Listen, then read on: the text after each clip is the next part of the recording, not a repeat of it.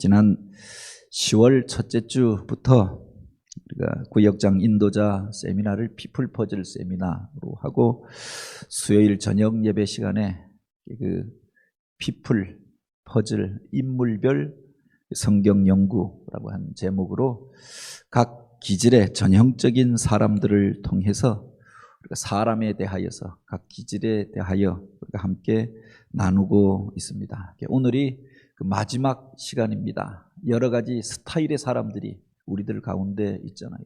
옷을 입은 모습도 서로 다르고 외양도 서로 다른 사람들이 함께 모여서 신앙생활을 하고 있는 것 아닙니까? 우리 가정도 그렇고 교회도 그렇고 이 세상도 사회도 그러하다.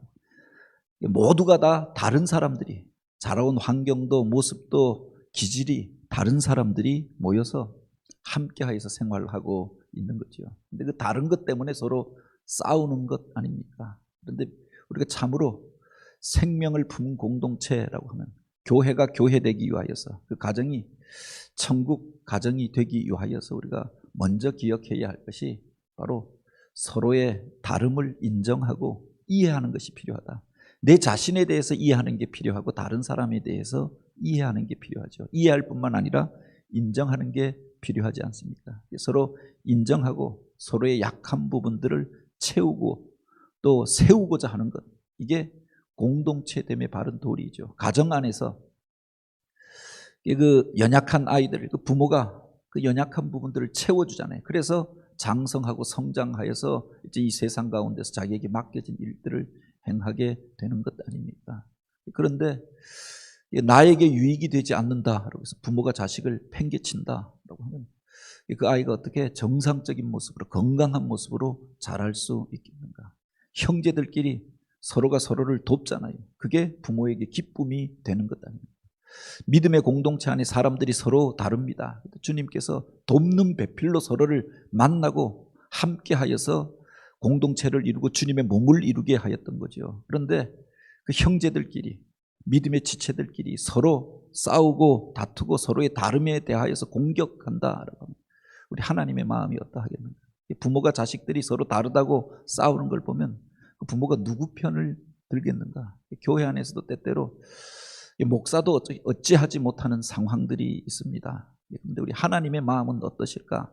그런 생각들을 하게 되는데, 서로 다름을 우리가 인정하는 게 필요하지 않습니까? 오늘 본문에 보면은 바로 이 한 몸에 여러 지체가 있음을, 모두가 다 온몸이, 온 얼굴이 눈으로만 있을 수가 없잖아요. 눈도 필요하고 코도 필요하고 입도 필요하고 귀도 필요한 거죠. 서로 그 연합하여서 연결되어져서 서로의 부족한 것들을 채우게 되어져 있는 것 아닙니까? 손과 발과 또 겉으로 드러나 있는 부분도 있지만 몸으로 숨겨져 있는 부분들이 있죠. 그게 하나로 연결되어져 있을 때 건강한 몸을 이루고 맡겨진 일들을 감당하게 되는 거죠. 그런데 어떤 곳에서 눈이 입을 향하여서 나는 이렇게 보고 가르쳐 주는데 너는 먹기만 하느냐, 그래서 책망한다라고 하면, 머리가 자기 손을 향하여서 내가 이렇게 생각하는데 너는 그냥 손으로 그렇게 아무 생각도 없이 그렇게 하느냐라고 한다고 하면은, 그래서 팔다리를 잘라버리고 그래서 입을 막아버린다라고 하면 그 사람을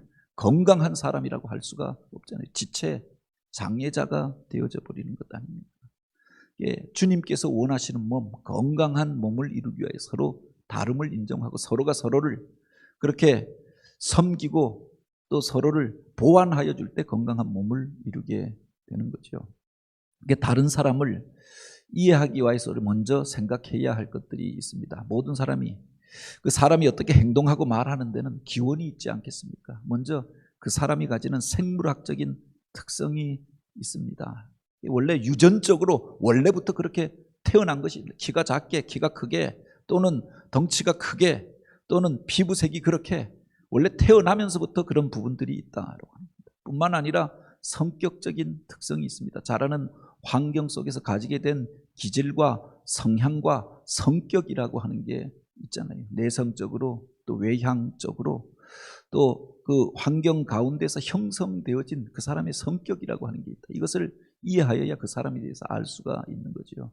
표면적인 특성이 있습니다. 어떤 사람들이 어떤 일들을 하게 될 때, 지금은 그가 목사가 되어져서 또는 세상에서 어떤 사장으로 또는 지금은 그가 사람들 앞에서 연예인으로 웃기는 일들을 행하는데, 그래서 그 직업상 그렇게 하는 것들이 또한 있습니다. 그래서 가지는 스트레스가 있고, 또 그것 때문에 그가 사람들 앞에서 본래는 그 안에 그런 성향이 없었지만 또 그렇게 그 역할을 감당하기 위해서 하는 부분들이 있다.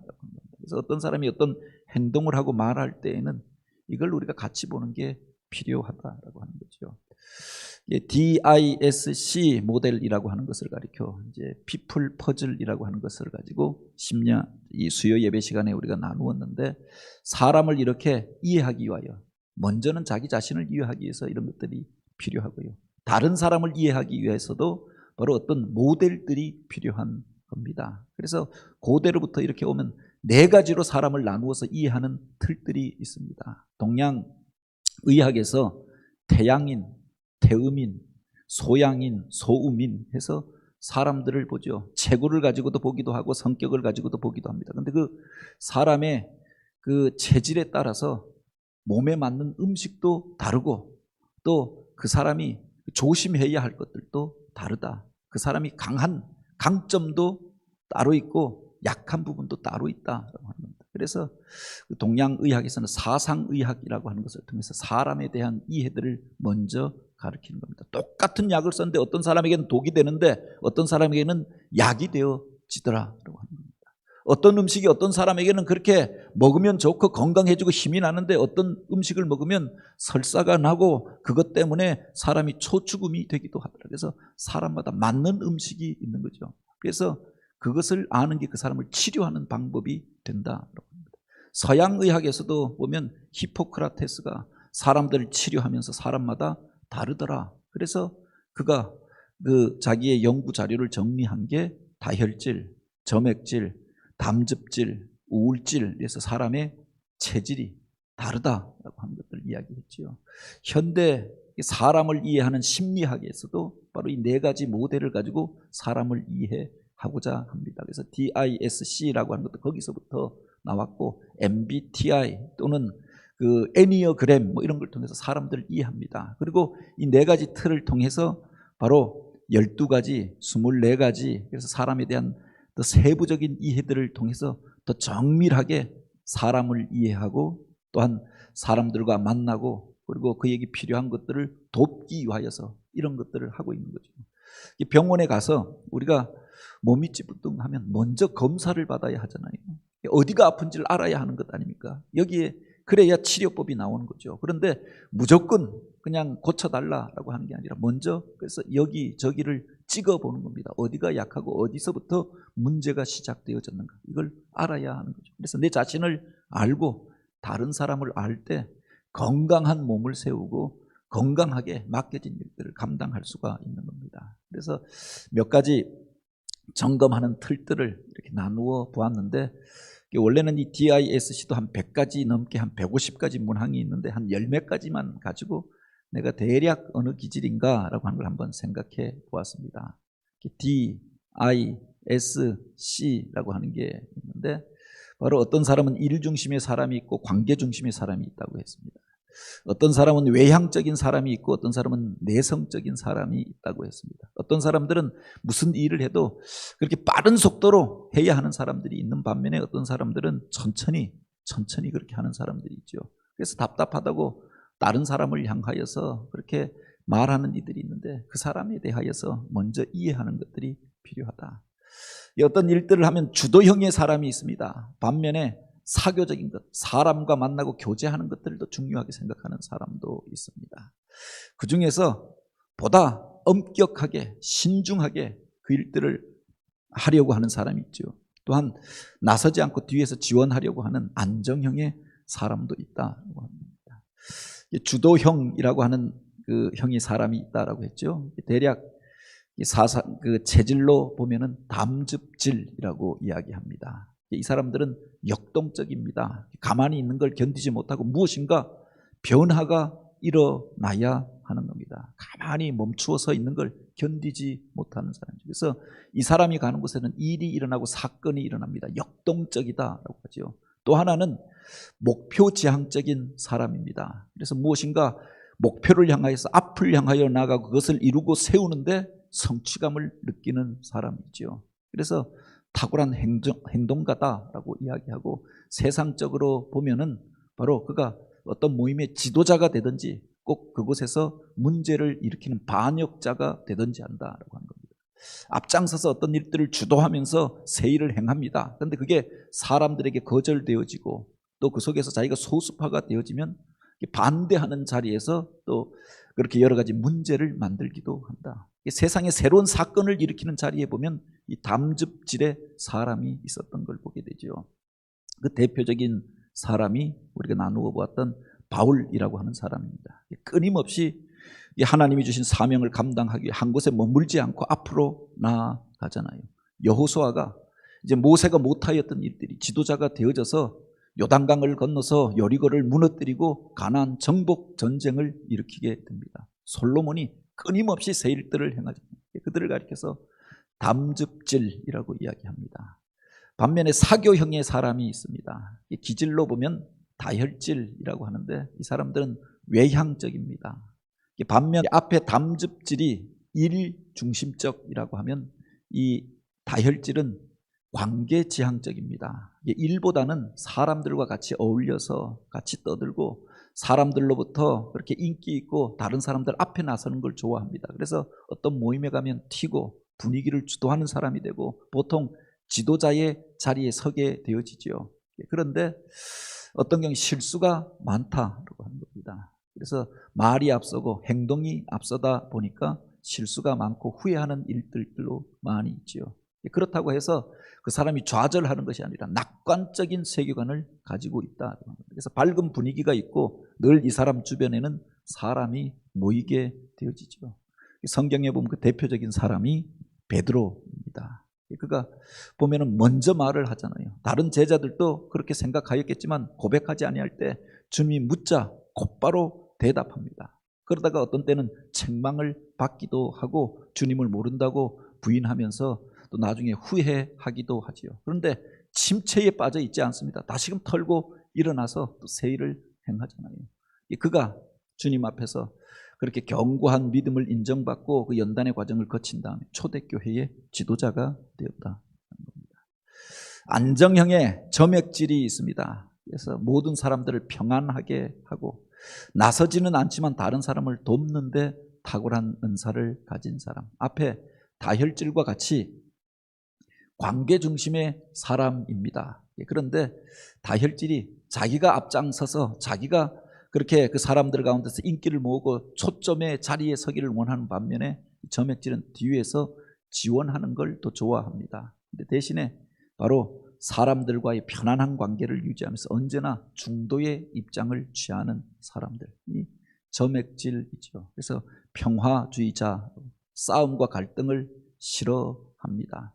그래서 사회의 안정을 그렇게 지키는 사람, 공동체를 그렇게 세워가는데 은사가 있는 사람들이 바로 이 점액질이라고 이야기하지요. 그 대표적인 사람이 아브라함과 이삭입니다. 그들이 싸움을 피하잖아요. 양보하잖아요. 그런데 나중에 보면 그 온유한 자가 땅을 차지한다라고 해서 그들이 나중에 그를 대적하던 사람들에게도 인정받고 아비멜렉이 찾아와서 평화의 조약을 맺자라고 이야기합니다. 하나님께서 진짜 축복한 사람이다라고 하는 것을 인정받게 되었던 거죠. 보통 마음이 느긋하고 평안하니까 어떤 일들에 대해서 금방 결단하지 못합니다.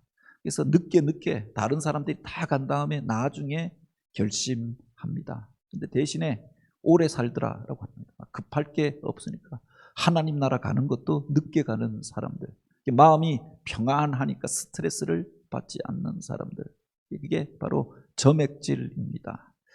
반면에 신중형의 사람들이 있습니다. 이것을 가리켜 우울질이라고 이야기하는데 내성적입니다. 밖으로 드러내지 않는데 바로 완벽주의를 추구하는 사람들이죠. 그래서 기준이 높고 자기 자신에 대한 기준도 높고 다른 사람을 향한 기대치도 높은 사람입니다. 그렇다 보니까 자기 자신에 대해서도 회의적이고 내가 왜 이럴까 늘 우울함 가운데 있고 다른 사람을 향하여서도 늘 비판적입니다. 흠이 보이고 잘못된 게 보이는 겁니다. 어떤 모임에 가면은 그 속에 만족하지 못하고 기쁨이 없고 우울한 감정을 느끼게 되는 거지요. 그런데 이 사람이 어떤 일들을 맡게 되면 완벽하게 하더라.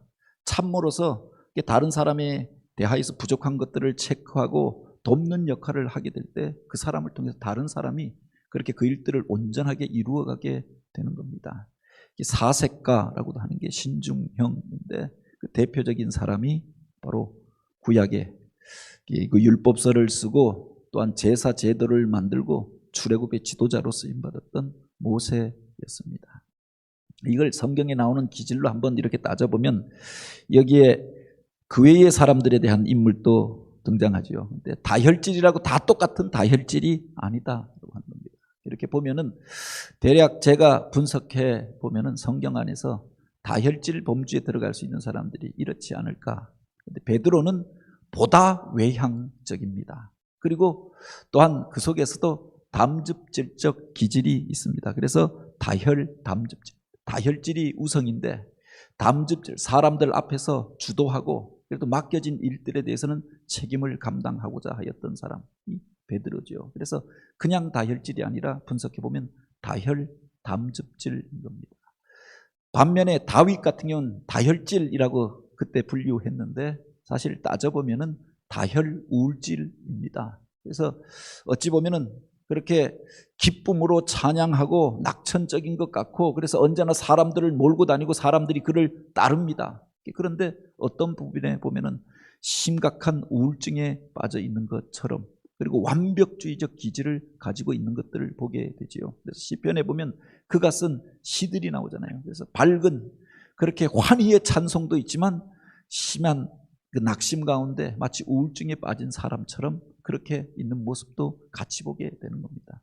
보통 이 다혈질과 우울질은 반대되어지는 기질입니다. 그런데 이 두 가지 기질을 같이 가지고 있는 겁니다. 그래서 두 개 중에 하나는 보통 이중적인 그가 가지고 있는 가면일 수 있다라고 이야기하죠. 원래는 그가 우울질이었는데 그런데 집에서 그가 자꾸 사람들 앞에 서서 이게 아마 다윗 같은 경우는 막내가 아닙니까? 그래서 그 집의 막내니까 뭐 우리도 가족들이 모이면 막내가 앞에 나서서 노래 불러봐라, 재롱 떨어봐라. 큰아들이 그렇게 하는 경우가 없죠. 막내가 그런 일을 하잖아요. 그러면서 기질이 바뀌어진 것들이 아닐까. 그것을 가면이라고 이야기합니다. 어떤 사람은 자기가 담즙질이 아닌데 그 자리에서 자꾸 회장이 되어지고 또 장남으로 태어나서 너가 가정을 이끌어가야 한다. 너가 장녀니까 동생들을 보살펴야 한다. 너가 회장이니까 너가 결정해야 한다. 자기가 결정하는 게 싫은 겁니다. 점액질인데 자기는 뒤에서 물러서고 싶은데 자기가 부득이하게 앞에서 계속 결정해야 하는 겁니다. 그래서 이 상반되어지는 기질이 점액질과 담즙질이 상반되어지고 다혈질과 우울질이 상반되어지는데 같이 나타나는 경우가 있죠. 하나는 사회적으로 요구되어진 기질일 수 있다라고 합니다. 그 대표적인 사람이 다윗 같은 사람이죠. 그리고 그 뒤에 보면은 아볼로라고 하는 사람이 등장합니다. 다혈질인데 다혈점액질입니다. 다혈질처럼 막 나서서 불과 같이 그렇게 싸우고 또 어떤 경우에는 그렇게 사람들 앞에서 인기를 모으고 사람들을 몰고 다니는 사람은 아닙니다. 조용한 것 같은데 바로 이렇게 보면은 사람들을 편안하게 하여주고 인기가 있고 사람들을 모으는 사람이었다. 성경에 보면은 사도행전에 그가 고린도 교회에 와서 성경을 가르치잖아요. 그래서 많은 사람들이 그를 좋아하고 그를 따르게 되어집니다. 말도 재밌게 하고 아는 것도 많고 그래서 많은 사람들에게 영향을 주었죠. 그래서 바울이 나는 심었고 그가 자라게 하였으니 사람들을 잘하고 가르치는데 탁월한 은사가 있습니다. 그런데 사실 아볼로를 통해서 여러 가지 은사를 가진 사람인데 세워진 교회나 또 그를 통해서 회심한 사람들이나 놀라운 역사는 없었다라고 하는 겁니다. 점액질의 기질이 있는 겁니다. 굳이 나서지 않고 그냥 만들어 놓은 터전에서 사람들 가르치는 것 이런 것들을 더 편안하게 여겼던 거지요. 그래서 아볼로를 가리켜서 파악할 때 대략 다혈 점액질이 아닐까 그렇게 파악하게 되는 겁니다. 그리고 담즙질의 기질도 여러 사람들이 있는데 조금 기질이 다를 수가 있습니다. 이렇게 보면 가장 담즙질의 기질이 우성이었던 사람 솔로몬이 아닐까 생각합니다.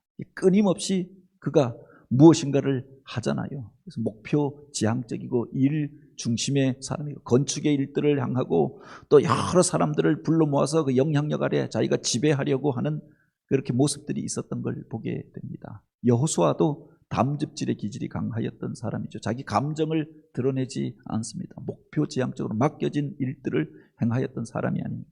예수님의 제자 가운데 담즙질의 사람이 누가 있을까? 야고보를 보통 꼽지요. 담즙 다혈질이다라고 이야기합니다. 그래서 그의 별명이 그렇게 우레의 아들이었다. 목소리가 크고 주장이 강하고 또 아마 그 제자들 가운데서도 자기가 우두머리의 자리에 서고자 하였던 것 같습니다. 나이로 따지면은 아마 베드로가 더 위였을 터인데 그가 어머니를 통해서 바로 예수님 앞에 청탁하잖아요. 우편과 좌편에 앉게 하여 달라. 누가 더 높은가 이 논쟁을 일으켰던 사람이 야고보였습니다. 동생 요한이 일으킨 일이 아니었을 것입니다. 아마 야고보 안에 그런 지배욕과 주도하고자 하는 마음이 있었어요. 은혜 받고 우리가 잘 아는 것처럼 땅 끝까지 이르러 복음을 전합니다. 모두가 가기를 주저할 때 그가 먼저 선교 여행을 떠나서 너희가 땅 끝까지 이르러 내 복음을 전파하라라고 했습니다. 그래서 산디에고 길이라고 하죠. 야고보가 걸어갔던 길이라고 하는 말이 아닙니다. 그가 땅 끝까지 이르러서 스페인까지 가서 그곳까지 가서 복음을 전하고 왔다. 모두가 꺼려할 때 주님이 주신 사명을 인식하고 그것까지 나아갔던 사람이 야고보였다. 예루살렘 교회로 돌아와서 모두가 그렇게 예루살렘 지도자들, 그 예루살렘의 종교 지도자들과 논쟁하는 것들을 마다할 때 앞장서서 그들과 바른 소리를 하고 논쟁하였던 사람이 야고보였다. 그래서 최초의 순교자가 되었던 것 아닙니까? 그래서 아마 그가 죽었기 때문에 가장 먼저 순교하였기 때문에 베드로가 그래도 교회 안에서 수익권을 차지하게 되었던 것이 아닌가. 가장 영향력을 행사하던 사람이 야고보였다라고 하는 겁니다.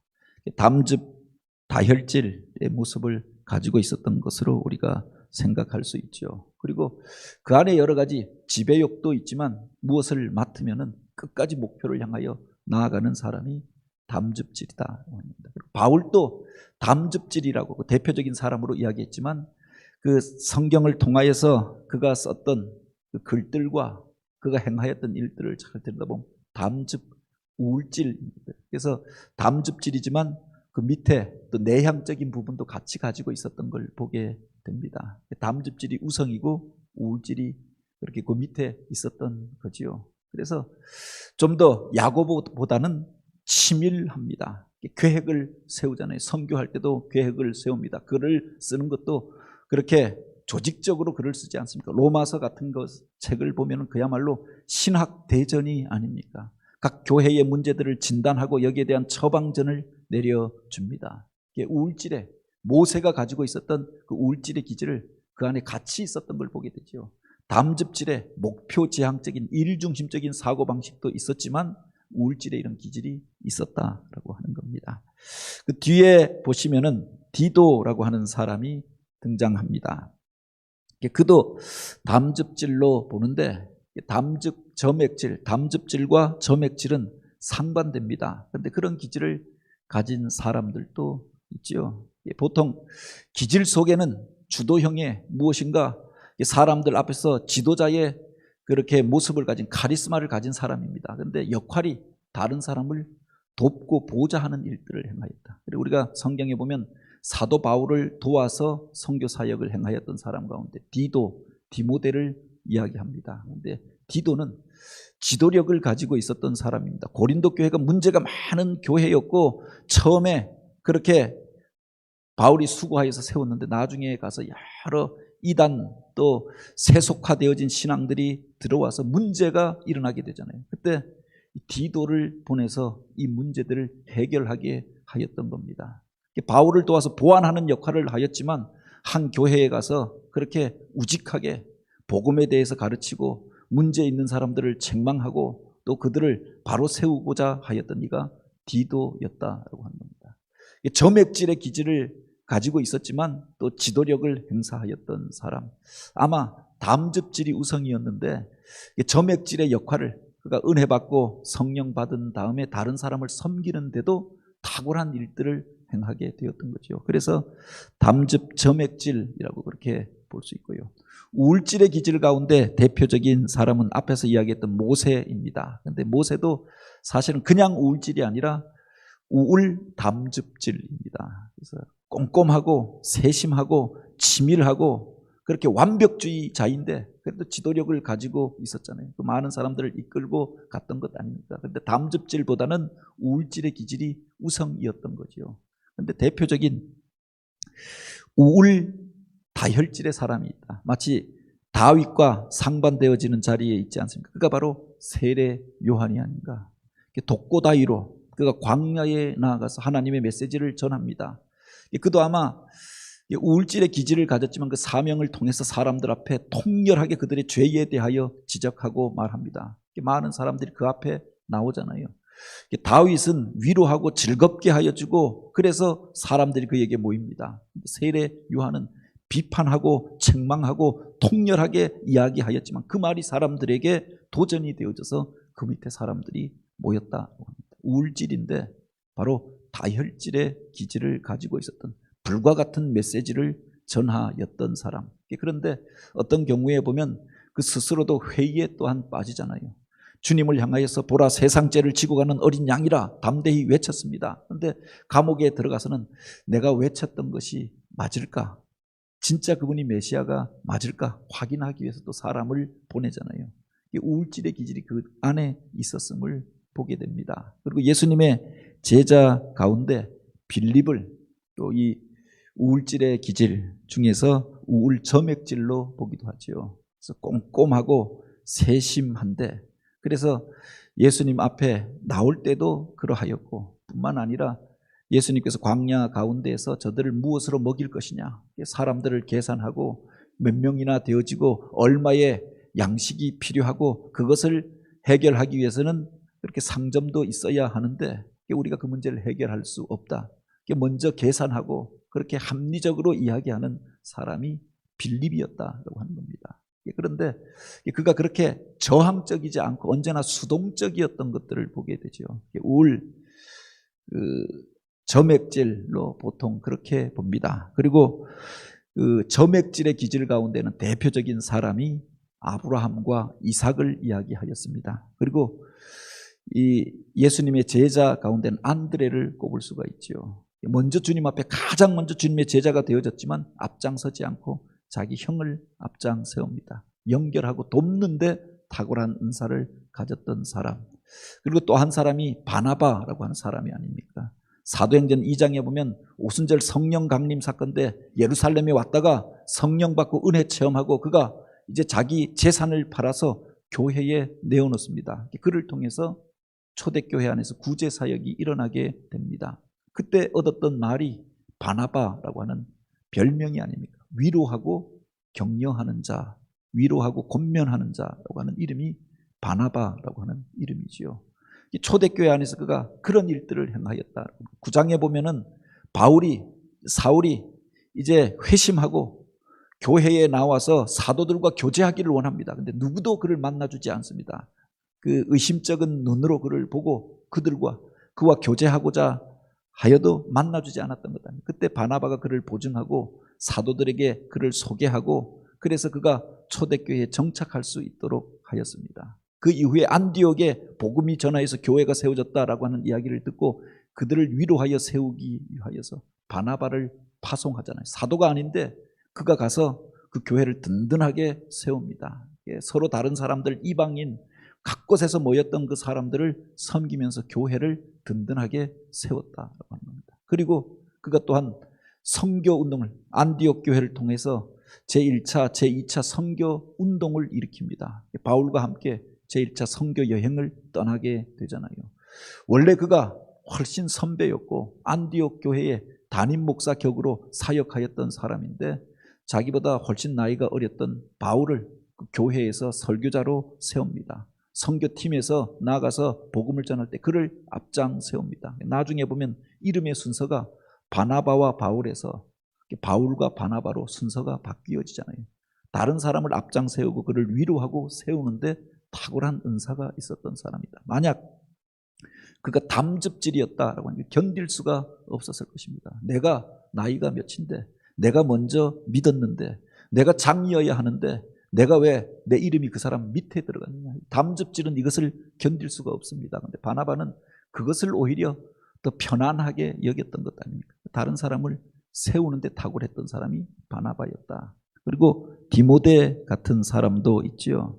점액 다혈질이라고 하는데, 보통 앞에 나오는 아볼로 그리고 디모데 이런 사람들은 성격 좋은 사람들, 편안한 가정에서 자랐고 마음에 상처도 없고 세상 가운데 어려움을 겪지 않았던 사람입니다. 평안하게 목회하였고, 그래서 안디옥 교회를 든든히 세우고, 이런 사람들은 다른 사람과 부딪힐 일들이 없죠. 그래서 교회의 지도자가 되어져서도 바로 그렇게 무슨 대단한 업적을 세우는 것은 없고, 무엇을 개척하고 새 일들을 행하는 일들은 없습니다. 그런데 교회를 평안하게 이끌어가는데 은사를 가진, 다른 사람들을 평안하게 하여주는 은사를 가진 이가 디모데였다. 그래서 기질로 따지면 이렇게 여러 사람들이 기질이 다른 겁니다. 그런데 하나님께서 그 장소에 필요한 사람들을 들어서 사용했던 거지요. 바로 예루살렘 교회에 필요했던 사람이 있고 안디옥 교회에 필요했던 사람이 있다. 문제 많은 고린도 교회를 다시금 일으켜 세우기 위하여 필요하였던 사람이 있죠. 출애굽을 위하여서 썼던 사람이 있고, 또한 가나안 땅 정복을 위해서 사용했던 사람이 있다고 합니다. 이것을 우리가 한번 기억하면서 나와 타인을 존중하는 게 필요하지 않습니까? 사람마다 서로 다르다라고 하는 것을 인정하면서 그 사람이 무엇을 행동하고 또 동기부여를 받고 좋아하는 환경이 사람마다 다 다르다라고 하는 겁니다. 어떤 사람은 따뜻한 환경을 좋아하고 어떤 사람은 차가운 바람이 불어오는 그때를 가장 좋게 여기는 사람도 있다. 어떤 사람에 대해서 어떤 사람들은 북적북적하는 환경을 좋아하기도 하고 어떤 사람은 조용하게 그렇게 그윽한 환경을 찾는 사람들도 있지요. 또 그 사람이 그 공동체에 기여하는 바도 다르고 그가 높게 평가하는 것도 다르다. 그래서 똑같은 인물인데 바로 어떤 사람은 그 사람을 좋아합니다. 그런데 어떤 사람은 그 사람이 싫다는 겁니다. 똑같은 음악인데 그런 음악을 좋아하는 사람이 있고 어떤 사람은 그런 음악을 지루하게 여기는 사람도 있잖아요. 사람마다 다르다라고 하는 것을 우리가 인정하고 그 사람이 어떻게 그 시간을 관리하고 보내는가 이것도 다르다라고 하는 겁니다. 가장 중요한 게 그 사람이 가지고 있는 강점과 약점이 있다라고 합니다. 그것도 서로 다르다라고 하는 겁니다. 그것을 인정할 때 내 자신을 우리가 점검하면서 건강한 삶을 살 수가 있고 타인을 일으켜 세우는데 또한 우리가 쓰임받을 수가 있는 거지요. 뿐만 아니라 우리가 공동체를 위해서 그렇기에 적응력을 개발해야 한다라고 합니다. 하나님께서 나 혼자 살도록 지으신 게 아니라 같이 살아가는 존재로 만드셨잖아요. 그래서 다른 사람들의 필요 그리고 다른 사람들의 관심에 민감할 필요가 있다. 이 사람이 필요로 하는 게 무엇인가? 그것을 채우는 자로 돕는 배필로 우리를 지어주셨던 것 아닙니까? 그래서 그 사람에 대한 이해가 필요하지요. 그런데 이게 쉽지 않다라고 하는 겁니다. 나도 당장 불만이 있고 내가 원하는 게 있는데 다른 사람의 필요를 채우고 다른 사람의 관심에 맞추어 주는 게 이게 쉽느냐라고 하는 겁니다. 그래서 믿음의 사람들이 예수 그리스도의 본을 우리가 기억하고 쫓아가는 게 필요하지 않습니까? 믿음의 주여 온전케 하시는 주를 바라보라. 주님께서 당신의 요구를 위하여 당신이 필요한 것들을 위하여 사셨던 것이 아니라 바로 많은 사람의 구원을 위하여 당신을 내어주시고 희생하시면서 영혼을 살리고 구원하시고 하나님이 주신 사명을 감당했잖아요. 그래서 주님의 본을 쫓아가면서 바로 이것이 쉽지 않기 때문에 내 생각 내려놓고 내 주장 내려놓고 다른 사람 섬기고 공동체를 세우는 게 쉽지 않기 때문에 우리가 하나님 앞에 기도하는 겁니다.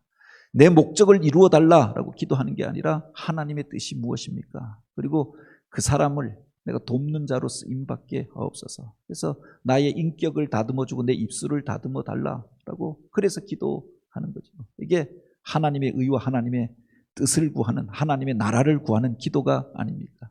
앞에서 여러 가지 기질이 있다고 했습니다. 근데 그 중심에 계신 분이 누구냐? 우리가 먼저 생각해야 할 것이 있습니다. 이 반대 방향으로 뛰쳐나간 이들이 있다라고 하는 겁니다. 이게 그래도 성경 안에서 쓰임받았던 사람들이 아닙니까? 그런데 담즙질의 기질 가운데 미리암과 같은 그 여인은 사실은 모세의 누나입니다. 모세가 태어날 때 그것을 보고 모세를 왕궁에 들어갈 수 있도록 주선하였던 이가 그입니다. 적어도 모세보다 10몇 살 이상 위였을 것입니다. 그런데 모세가 지도자가 되어지잖아요. 그는 공동체에 많은 영향력을 행사하던 사람이었는데 그 지도력을 무시하잖아요. 그래서 나중에 문둥병에 걸리는 일도 있지 않았습니까? 담즙질의 기질을 가졌을 것이다 라고 생각합니다. 그런데 그 담즙질이 잘못 나타나게 되어졌을 때 바로 문둥병에 걸리기도 하였고 공동체로부터 격리되어지는 이런 일들도 있었다라고 합니다. 그런데 그래도 미리암은 공동체 안에서 쓰임받고 치유받은 다음에 그렇게 하나님의 사람으로 쓰임받았던 사람입니다. 그런데 그 반대편에 서 있었던 이들이 있잖아요. 고라 같은 경우는 모세의 사촌입니다. 그런데 대적하잖아요. 같은 우리가 레위 지파인데 그는 지도자고 왜 내 말은 듣지 않느냐? 그와 내가 다른 게 뭐냐? 그래서 반역하는 자리에 섭니다. 고라는 반역하면서 그가 멸망의 자리 가운데 거하게 되어졌지만 더한 사람들이 있죠. 바로 출애굽 당시에 이스라엘 백성들을 압제하던 바로 같은 자기 뜻대로 사람들을 조종하려고 합니다. 그래서 10가지 재앙을 당하고 결국은 홍해 바다에서 수장되어져서 그 많은 사람들과 함께 죽게 되어졌던 것 아닙니까? 이게 바로 담즙질의 가장 나쁜 전형이 바로나 헤롯 같은 사람이다. 지배욕이 있고 다른 사람을 자기 마음대로 움직이려고 하고 조종하려고 하는 겁니다. 그래서 성경에 등장하는 이름 가운데 고라 같은 이들이 담즙질의 나쁜 전형이고요. 또 미리암 같은 경우가 담즙질 때문에 하나님 앞에서 그렇게 징계를 받았던 전형이 되어지죠. 다혈질의 나쁜 전형이 누구냐? 에서 같은 사람을 들을 수가 있습니다. 성격 좋고 부족한 것이 없고 관계도 좋고 그런 사람이 울컥하고 화를 냈지만 또 동생이 돌아올 때는 와서 감싸주고 안아주고 그 동생에게 자기 땅을 내어주고 자기는 에돔 광야로 나아갑니다. 성격이 좋잖아요. 기질로 따지면 야곱보다 에서가 훨씬 성격 좋은 사람이 아닙니다. 그런데 은혜에 대한 사모함이 없습니다. 언약에 대하여 믿지도 않습니다. 그냥 좋은 게 좋은 것으로 생각하던 사람. 결국은 그의 이름이 성경 안에서 지워지고 장자였지만 장자의 복을 받지 못하였다. 삼손 같은 경우에도 다혈질의 사람입니다. 가장 탁월한 사사가 삼손이었습니다. 역사상 전무후무한 은사와 지혜와 능력과 가문을 가졌던 사람이 삼손입니다. 그런데 행하였던 일들이 별로 없는 겁니다. 여인들의 치마폭에 빠져서 우리가 드릴라만 기억하는데 사실은 그 전에 보면 몇 명의 여인들, 그 여인을 바꾸잖아요. 처음에는 이 여인을 좋아하다가 나중에는 저 여인을 좋아하다가 그 치마폭에 빠져서 자기 은사를 사용하지 못하고 민족의 지도자로 세웠는데 자기 즐거움에 빠져서 그 주님이 주신 사명과 은사를 농담거리로 여기다가 두 눈이 뽑히고 짐승처럼 끌려가서 연자 맷돌을 돌리다가 마지막에 사명 회복하여서 블레셋 사람들을 그곳에서 단 한 번에 그렇게 무너뜨리는 일들을 행하였던 이가 삼손이죠. 멸망받았다라고 우리가 그렇게 이야기할 수는 없지만 주신 은사를 그렇게 그가 다혈질의 기질을 잘 사용하지 못하여서 오히려 제대로 발휘하지 못하였던 불행한 사람이 삼손이었다. 이 우울질의 기질 가운데 대표적인 사람, 어긋나 버렸던 사람이 가론 유다 같은 사람입니다. 제자 가운데 아마 그런 기질이 가장 비슷했던 이가 도마일 것입니다. 의심 많은 도마라고 이야기하잖아요. 그런데 그는 주님께서 보여주신 증거로 인하여 회심하고 그래서 그 이후부터는 확신에 차서 이 복음을 전하는 자가 되어졌습니다. 그런데 가론 유다는 돌이키지 아니하여서 결국 주님을 배반한 자로 그렇게 저주받은 이름의 대명사가 되어졌다고 하는 겁니다. 꼼꼼하고 계획적이고 이해 타산적이었던 사람이었습니다. 근데 그 길이 너무 세속적으로 나아가게 되어졌을 때 주님을 배반하는 자리에 서게 되었다라고 합니다. 우울질이 나쁘게 가면 이런 길로 갈 수 있다라고 합니다. 점액질의 나쁜 경우가 뭐가 있을까? 성경에 보면 점액질은 나쁜 경우가 없습니다. 왜냐하면 극단적으로 악을 계획하는 일이 없고 다른 사람을 압제하는 일이 없습니다. 그런데 점액질은 나쁜 경우가 뭐냐? 바로 예수님을 십자가에 매달라 외쳤던 군중들, 그들 가운데 대다수가 점액질이 아니었을까? 다른 사람들에게 영향을 받는 겁니다. 막 선동을 하니까 같이 소리쳐 주는 겁니다. 그래서 그 분위기에 압도되어져서 예수님을 십자가에 매달도록 하였던 사람들, 이스라엘의 많은 군중들, 광야에서 어떤 사람이 불평하니까 쫓아갔던 사람들, 그들은 사실은 관계 때문에 그러한 것도 있었을 것입니다. 옆에 사람이 불평하니까 같이 맞장구 쳐주고, 어떤 사람이, 고라 같은 사람이 모세를 향하여 비난하니까 같이 하여서 가담하여 주고, 그러다가 같이 멸망하게 되어졌다고 합니다.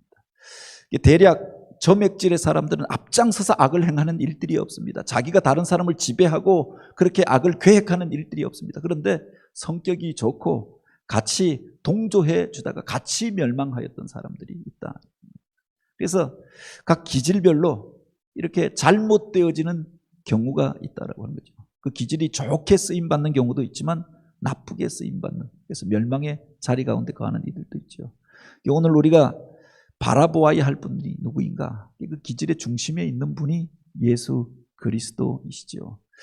이렇게 담즙질에 위대한 영도력을 가지신, 그리고 새 일들을 행하고 하나님의 뜻을 이루시는 그 일들, 담즙질의 기질을 가지신 분이었고, 같이 울고 같이 웃고 바로 그 죄인들의 친구가 되어주시고 다정다감하신 그 다혈질의 모습을 가지신 주님의 모습들을 보게 되잖아요. 그런데 하나님의 거대한 구원 계획에 대하여서 꼼꼼하게 체크하고 당신이 해야 할 일들이 무엇인가를 알고, 그래서 어떤 경우에는 주님께서 우울해하시고 또는 답답한 마음으로 그 마음을 하나님 앞에 아뢰는 모습들을 보게 됩니다. 우울질의 기질도 가지고 있었죠. 당신이 지도자일 뿐만 아니라 하나님의 말씀에 순종하여서 종의 모습으로 멍에를 메고 사람들을 향하여 항변하지 아니하고 침묵하시면서 그렇게 당신에게 맡겨진 일들, 그 십자가를 지고 골고다 언덕길을 올라가는 모습 속에서 저맥질의 모습을 보게 되죠. 가장 그 기질들의 완성형의 모습을 가지신 분이 바로 예수 그리스도셨다라고 합니다. 사울 같은 사람, 바울 같은 사람은 원래 담즙질의 나쁜 모습으로 있던 사람이 회심하고 안쪽으로 들어와서 담즙질의 좋은 모습을 나타내게 됐던 거죠. 베드로 같은 사람이 다혈질의 실수가 많던 먼 쪽에 있었던 사람이 예수 그리스도를 닮은 자로 돌아와서 바로 그 속에서 약한 부분들이 치유되어져서 끝까지 믿음의 반석으로 흔들리지 않는 자로 쓰임받게 되었다. 아브라함같이 우유부단하던 사람이 하나님의 은혜로 인해서 늦게 은혜받고 늦게 결단했지만 믿음의 조상이 되어졌다고 합니다. 이게 바로 오늘 우리가 원래 기질대로 그냥 사는 게 아니라 약한 부분들은 주님 앞에 내어놓고 치유함을 받고 하나님이 주셨던 강점으로 쓰임받는 자, 그가 하나님 역사의 주역이 되지 않겠습니까? 고린도전서 12장에 보면 우리가 다 똑같이 지음받고 똑같은 은사를 받은 것은 아닙니다. 그런데 뒤에 보면 그렇게 이야기하죠. 너희는 더 큰 은사를 사모하라. 내가 또한 가장 좋은 길을 너희에게 보이리라 라고 하였습니다. 그게 뭐냐? 고린도전서 12장은 은사장이라고 이야기합니다. 사람들은 서로 다르게 창조되었고 하나님께서 주신 은사도 직분도 다 다르다. 모두가 선지자이겠느냐? 모두가 사도이겠느냐? 모두가 다 교사이겠느냐라고 이야기합니다. 다 다름을 이야기하죠. 그런데 너희가 그 속에서 구하여야 할 것들이 있다. 더 큰 은사를 구하라. 그런데 더 큰 은사가 뭐냐? 무슨 예언의 은사고 병 고침의 은사를 구하라라고 한 게 아니라 고린도전서 13장은 사랑에 대하여 이야기하는 거죠. 바로 서로를 섬기며 그 은사를 바로 사용하는 원리가 어디에 있느냐? 사랑 가운데 있다라고 하는 겁니다. 그래서 바로 우리가 구하여야 할 은사가 무엇인가? 바로 우리 사랑의 주로 사랑이신 주님을 바라보면서 그 안에서 주님께서 우리에게 주실 사랑의 은사를 구하고 행하는 자, 그를 통해서 하나님께서 공동체를 세우고 하나님의 일들을 이루시는 거지요. 그리고 우리들의 모델이 되어주시는 분, 믿음의 주여 온전케 하시는 주님을 나의 모델로 삼고, 그냥 베드로가 모델이 아니라 내가 다혈질인데 베드로를 모델로 삼아야겠다. 베드로도 실수가 많았던 사람이 아닙니다. 그가 모델이 아니라 예수 그리스도가 나의 모델이 되어져서 바로 주님의 온전함을 이루어가고 주신 사명 감당하고 공동체를 세우는 자로 쓰임받는 저와 여러분이 되길 원합니다.